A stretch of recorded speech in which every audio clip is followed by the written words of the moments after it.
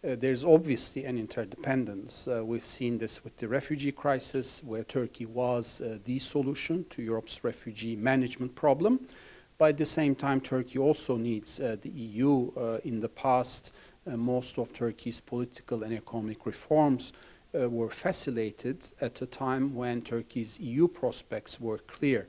So in that sense, I think there is a mutual relationship, and that creates a win-win scenario that is of benefit to both sides. In Turkey, there was a feeling that there was not enough empathy and support with the Turkish democracy because this was a coup against a democratically elected government. So even if the European governments may not like the current government in Turkey, they should still, as a matter of principle, and if they are serious about their values, still demonstrate their support to Turkish democracy. As we move further away from the 15th of July and the heat of the moment, now the discussion is more focused about the current state of affairs within Turkey, the government's response to that coup, which, as we discussed, is very difficult to explain abroad.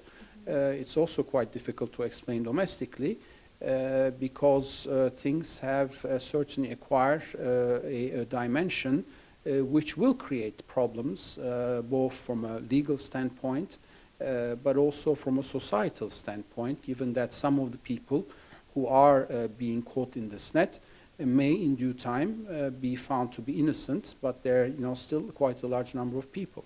When you look at the situation today, it will take some years for Turkey to regain the regional prestige and position influence which it had acquired not so long ago. I mean, we're talking about 2010, 2011. So it's not that distant. And that shows really that Turkey has that potential. But in order to regain that potential, many of the policies at home should be addressed.